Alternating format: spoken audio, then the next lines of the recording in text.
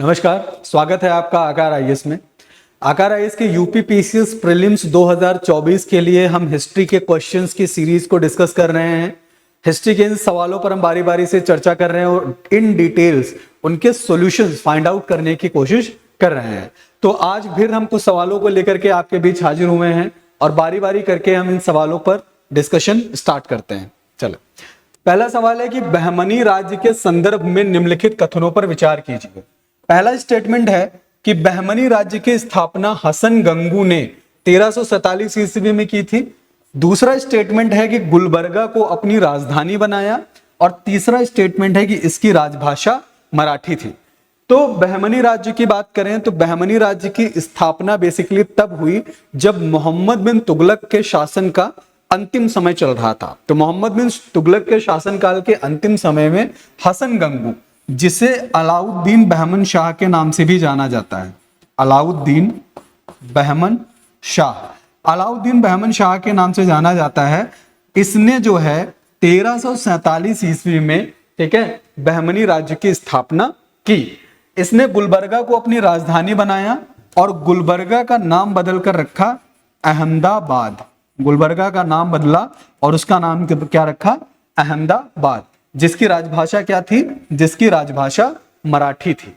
तो इस क्वेश्चन में पूछ रहा है कि असत्य कथन कौन सा है। तो पहला स्टेटमेंट आपका सही है कि मोहम्मद बिन तुगलक के शासन के अंतिम दिनों में हसन गंगू, जिसे अलाउद्दीन बहमन शाह के नाम से भी जाना जाता है, उसने 1347 ईस्वी में बहमनी राज्य की स्थापना की। उसने गुलबर्गा को अपनी राजधानी बनाया और उसने गुलबर्गा का नाम बदलकर क्या रख दिया? अहमदाबाद रख दिया। उसकी जो राजभाषा थी वो क्या थी? मराठी थी। तो तीनों स्टेटमेंट यहां पर सही हैं। करेक्ट स्टेटमेंट हमारा होगा, आंसर होगा आंसर डी, यानी कि इनमें से कोई नहीं। ठीक है, अगले सवाल देखते हैं। नेक्स्ट क्वेश्चन है कि राज्य और उनके संस्थापकों के युग्मों में से कौन सा सुमेलित है। तो पहला इधर आपका ये राज्य दिया हुआ है और इधर साइड में इनके संस्थापक दिए हुए हैं। तो पहला अगर हम देखें, पूछ रहा है बीजापुर, कुली कुतुब शाह, गोलकुंडा, यूसुफ आदिल शाह। तो इसमें से अगर मैचिंग देखें तो बीजापुर का संस्थापक बेसिकली कौन है? यूसुफ आदिल शाह है और गोलकुंडा का जो संस्थापक है वो कौन है? कुली कुतुब शाह। बीजापुर के बारे में अगर बात करें तो बीजापुर में, ठीक है, आदिल शाही राजवंश की स्थापना जो है वो किसने करी? यूसुफ आदिल शाह ने करी। आदिल शाही राजवंश की स्थापना यूसुफ आदिल शाह ने करी। आदिल शाही राजवंश के जो लोग थे वो खुद को तुर्की के ऑटोमन राजवंश का वंशज मानते थे। उनका मानना था कि तुर्की का जो ऑटोमन राजवंश है, तुर्की का जो ऑटोमन राजवंश है वह उसके क्या हैं? वंशज हैं। ठीक है, इसके अलावा एक क्वेश्चन ये भी आ सकता है कि बीजापुर का वह पहला सुल्तान कौन सा था? कौन सा ऐसा पहला सुल्तान था बीजापुर का जिसने शाह की उपाधि धारण की? तो बीजापुर का वह पहला सुल्तान जिसने शाह की उपाधि धारण की, उसका नाम था Ibrahim Adil Shah. Ibrahim Adil Shah. Ibrahim Adil Shah was the first ruler of Bijapur, ठीक है, जिसने शाह की उपाधि धारण की, who adopted the title of Shah. ठीक है, तो यहां पर यह चीज भी आपकी क्लियर है। बीजापुर में एक और फेमस आर्किटेक्चर है जिसका नाम है गोल गुंबद। गोल गुंबद। तो गोल गुंबद फेमस आर्किटेक्चर और गोल गुंबद जो है यह विश्व का दूसरा सबसे बड़ा गुंबद है। विश्व का दूसरा सबसे बड़ा गुंबद, दूसरा सबसे बड़ा गुंबद। अब सवाल यह आएगा कि अगर गोल गुंबद विश्व का दूसरा सबसे बड़ा गुंबद है तो पहला कौन सा है? तो विश्व का पहला जो सबसे बड़ा गुंबद है वह है डाइसन कोफुन। डाइसन कोफुन, जो कि कहां है? जापान में है और जापान के राजा निंटूक की कब्र पे बना हुआ है। ठीक है, तो पहला गोल गुंबद जो है वो आपका कौन है? डाइसन कोफुन। और विश्व का दूसरा सबसे बड़ा गुंबद जो है वो क्या है? गोल गुंबद, जो कहां है? बीजापुर में है। शाह की उपाधि धारण करने वाला आदिल शाही राजवंश का पहला शासक कौन था? इब्राहिम आदिल शाह था। ठीक है, तो उसने ये चीज जो है ये टाइटल अपना अडॉप्ट किया। और इब्राहिम आदिल शाह ने, ठीक है, फारसी राजभाषा की जगह, फारसी राजभाषा की जगह, फारसी राजभाषा की जगह हिंदवी राजभाषा रखी। हिंदवी बेसिकली जो कि दक्कनी उर्दू है, ठीक है, हिंदवी को राजभाषा के रूप में, राजभाषा के तौर पर क्या किया, अडॉप्ट किया। तो बीजापुर बेसिकली यूसुफ आदिल शाह से एसोसिएटेड है, और गोलकुंडा जिसकी स्थापना जो है वो कुली कुतुब शाह ने की थी, जो कि क्या था, एक तुर्की दास था। ठीक है, तो दोनों सही सुमेलित नहीं है, तो यहां पर होगा ऑप्शन डी, यानी कि इनमें से कोई नहीं। ठीक है, अगले सवाल पर चलते हैं। निम्नलिखित कथनों पर विचार कीजिए कि हल्दी घाटी में अकबर की सेना का नेतृत्व मान सिंह कर रहे थे, महाराणा प्रताप की ओर से हकीम खां के नेतृत्व में एक अफगान सेना हल्दी घाटी के युद्ध में लड़ी। उपरोक्त में से कौन सा कथन असत्य पूछ रहा है। ठीक है, तो हल्दी घाटी के जो मैदान में लड़ाई हुई, ठीक है, तो उसमें अकबर की सेना का जो नेतृत्व है, अकबर की सेना का नेतृत्व मान सिंह के द्वारा किया जा रहा था। ठीक है, और महाराणा प्रताप की ओर से हकीम खां के नेतृत्व में एक अफगान सेना जो है वो हल्दी घाटी के मैदान में लड़ रहे थे। तो इनमें से डी ऑप्शन आपका सही होगा कि दोनों स्टेटमेंट अपने आप में क्या है, सही है। ठीक है, अगला सवाल है कि अटाला देवी मस्जिद का निर्माण इब्राहिम शाह ने कराया। जौनपुर की जामा मस्जिद का निर्माण 1470 ईस्वी में हुसैन शाह शर्की के द्वारा कराया गया। तो अटाला देवी मस्जिद को पहले अटाला देवी मंदिर के नाम से जाना जाता था। अटाला देवी मंदिर के नाम से जाना जाता था। अटाला देवी मंदिर का निर्माण जो है वो कन्नौज के राजा थे जिनका नाम था विजय चंद्र। तो कन्नौज के राजा विजय चंद्र ने अटाला देवी मंदिर का निर्माण कराया था। फिर इस अटाला देवी मंदिर को तोड़कर अटाला देवी मस्जिद का निर्माण जो है इब्राहिम शाह के द्वारा कराया गया। तो इब्राहिम शाह ने अटाला देवी मस्जिद का निर्माण कराया। जौनपुर की जामा मस्जिद का निर्माण 1470 में हुसैन शाह शर्की के द्वारा कराया गया था। जौनपुर की अगर बात करें तो जौनपुर की स्थापना जो है, जौनपुर नामक शहर जो है वो फिरोज तुगलक ने अपने चचेरे भाई मोहम्मद बिन तुगलक की याद में बसाया था। वर्तमान में जौनपुर जो है, ठीक है, वो पूर्वी उत्तर प्रदेश में अवस्थित है। पूर्वी उत्तर प्रदेश में गोमती नदी के किनारे अवस्थित है। तो दो स्टेटमेंट यहां पर आपके हैं, दोनों स्टेटमेंट जो है अपने आप में सही हैं। असत्य कथन पूछ रहा है, यहां भी आपका होगा आंसर डी। अगला सवाल है कि कश्मीर के सुल्तान सिकंदर शाह को हिंदू मंदिर मूर्तियों को तोड़ने के लिए बुतशिकन कहा जाता है, और जैनुलाब्दीन को अपनी धार्मिक सहिष्णुता की नीतियों के कारण कश्मीर का अकबर कहा जाता है। असत्य कथन पूछा जा रहा है। तो कश्मीर के सुल्तान जो सिकंदर शाह थे, तो सिकंदर शाह काफी धर्मांध व्यक्ति थे, धर्मांध शासक था, जिसने हिंदुओं पर जजिया कर लगाया, सती प्रथा पर रोक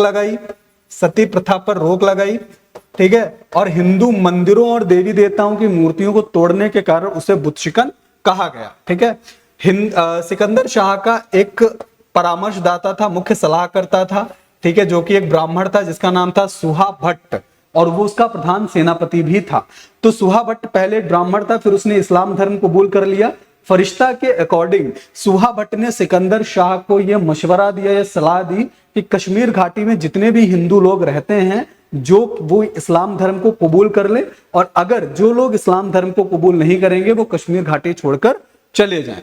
ठीक है, तो जो सिकंदर शाह है, जो कश्मीर का सुल्तान था, इसके बारे में इस तरीके की चीजें देखने को मिलती हैं।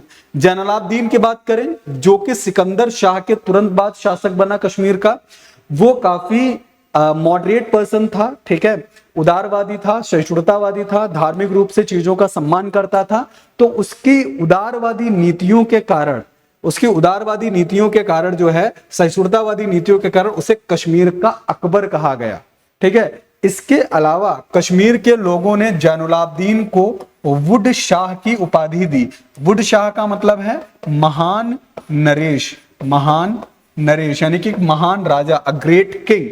और अपनी मूल्य नियंत्रण व्यवस्थाओं के कारण, यानी कि अपनी एक तरीके से जो वैल्यू कंट्रोल जो व्यवस्थाएं थी, ठीक है, मूल्य नियंत्रण व्यवस्थाओं के कारण उसे जो है कश्मीर का अलाउद्दीन खिलजी की उपाधि भी प्राप्त हुई। कश्मीर का अलाउद्दीन, कश्मीर का अलाउद्दीन खिलजी। खिलजी। तो अगर पूछा जाता है कि कश्मीर का अकबर किसे कहा जाता है, तो जैनुलाब्दीन को कश्मीर का अकबर कहा जाता है। वुड शाह किसे कहा जाता है, तो जैनुलाब्दीन को वुड शाह कहा जाता है। अपनी मूल्य नियंत्रण व्यवस्थाओं के कारण जो है कश्मीर का अलाउद्दीन खिलजी कौन है, तो जैनुलाब्दीन जो है कश्मीर का अलाउद्दीन खिलजी है। ठीक है, तो ये दोनों स्टेटमेंट जो है सही हैं। सिकंदर शाह जितना ही धर्मांध व्यक्ति था, उतना ही रिलीजन को सपोर्ट करने वाला जो व्यक्ति था वो कौन था, जैनुलाब्दीन था, जो कि सिकंदर शाह का बेटा था। यहां पर पूछ रहा असत्य कथन, तो इनमें से कोई सत्य नहीं है, दोनों स्टेटमेंट जो है वो सही है।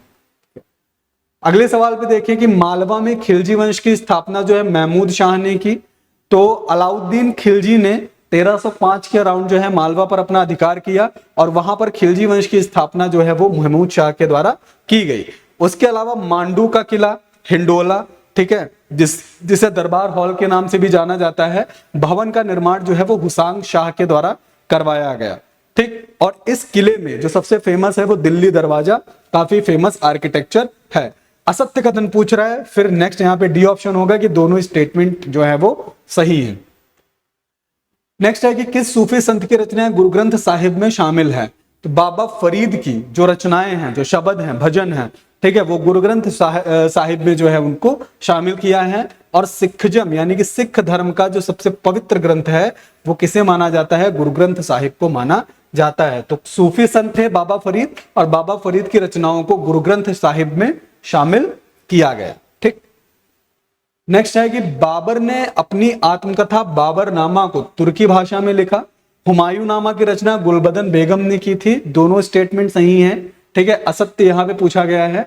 तो बाबर ने अपनी आत्मकथा, जिसे तुजुके बाबरी कहा जाता है, तुजुके बाबरी की रचना जो है वो तुर्की में की थी। और बाबरनामा में बाबर ने जो है भारत की भौगोलिक स्थिति, भारत की तत्कालीन स्थिति, उसके शासकों के बारे में, उसके पशु पक्षियों के बारे में, एवरीथिंग, सारा कुछ उसने जो है इंडिया के बारे में सारा कुछ यहाँ पे मेंशन किया था बाबरनामा में।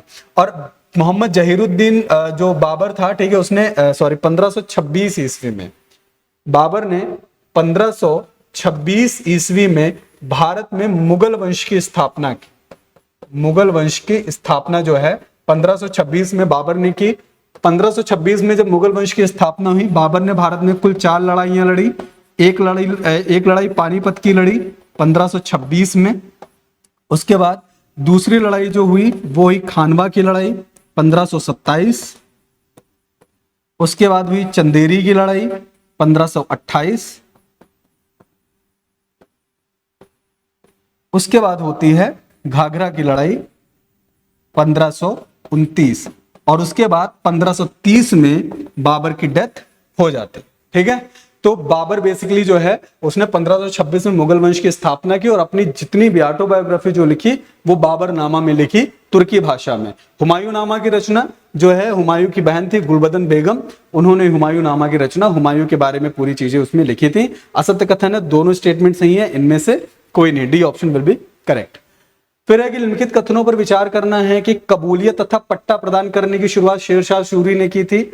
शेरशाह के समय पैदावार का लगभग 1/3 भाग जो है सरकार को लगान के रूप में दिया जाता था। मलिक मोहम्मद जायसी शेरशाह के समकालीन थे। 3 स्टेटमेंट हैं। तो शेरशाह सूरी, जैसे कि जिसका बचपन का नाम फरीद था, उसकी भू राजस्व व्यवस्था में अगर हम देखें तो उसने एक सिस्टम लॉन्च किया जिसका नाम था कबूलियत और पट्टा। तो बेसिकली था क्या कि जो शासक था वो किसी भी किसान को जमीन पट्टे पर देने से पहले कबूलियत पत्र पर हस्ताक्षर करवाता था और उसके बाद में फिर किसान को जमीन पट्टे पर दे दी जाती थी। कबूलियत पत्र पर हस्ताक्षर करना, जमीन पट्टे पर दिया जाना, यह उसकी भू राजस्व व्यवस्था का एक जो है काफी यूनिक मॉडल हुआ। उसके साथ भू राजस्व वसूलने के लिए और भी कई सारे तरीके थे, जैसे कि लगान लेना, लावारिस भूमि पर कब्जा करना, व्यापारिक कर लेना, नमक कर लेना, ये सारी चीजें जो है शेरशाह सूरी के टाइम पे थी। और यहाँ पर शेरशाह सूरी के शासनकाल के समय किसान और शासक यानी कि राजा दोनों के बीच में कोई मीडिएटर नहीं था। कुल मिलाकर के जो शेरशाह सूरी की भू राजस्व व्यवस्था थी वह कहीं ना कहीं रैयतवाड़ी व्यवस्था पर पूरी तरीके से आधारित थी। और शेरशाह के समय जितना पैदावार होता था उस कुल पैदावार का 1/3 भाग जो है वो सरकार को कर के रूप में दिया जाता था। मलिक मोहम्मद जायसी शेरशाह के समकालीन थे। सत्य कथन की बात कर रहा है तो डी ऑप्शन यहां पर होगा। 1, 2 और 3 तीनों स्टेटमेंट क्या है, सही है। लिखित में से कौन सा शासक अकबर के समकालीन शासकों में से नहीं है, तो यहाँ पे 4 ऑप्शन है। तो शाह अब्बास ईरान के जो थे, ठीक है, वो अकबर के समकालीन थे। जराइवान फोर्थ रूस के थे, वो भी अकबर के समकालीन थे। जॉर्ज पंचम ने इंग्लैंड में जो महारानी एलिजाबेथ थी, महारानी एलिजाबेथ, वह अकबर की समकालीन थी। ठीक है, तो यहां पर ए ऑप्शन आपका करेक्ट होगा। तो आज के इन सवालों में हमने ये चीजें डिस्कस करी और आगे भी हम और नए क्वेश्चंस के साथ में आप लोगों के बीच हाजिर होंगे। तब तक के लिए बने रहें हमारे साथ। Thank you.